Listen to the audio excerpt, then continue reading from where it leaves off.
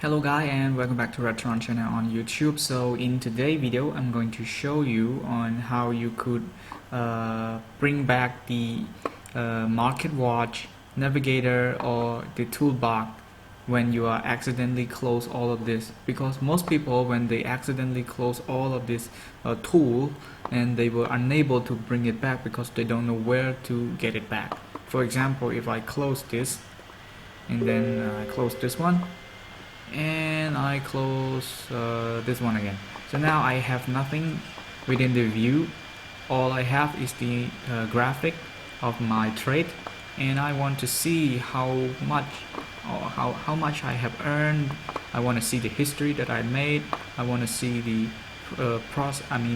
the ongoing trade that I'm doing right now. I cannot find it anywhere, just like we see a few moments ago that there is a toolbar, a navigator bar, and even a market watch. So how are you going to find it? You could not find it up here. There is nothing saying anything about that. So I have this issue before, and then I find out how to bring it back. So I would like to giving you this tutorial to teach you how you could take or bring it back by your own as well. So the process starts first with the MT5. I have my MT5 account right here, and I have nothing to display down here. So in order to take or bring it back, we have to go into the top bar right here. You will see the file, view, insert, chart, tool, or something like that. So you go into view, and then when you select on view, you will see a list of necessary tool right here. So I want to bring back, let's say, market watch. I click on it. Now I have the market watch back. I click on view again. I click on navigator.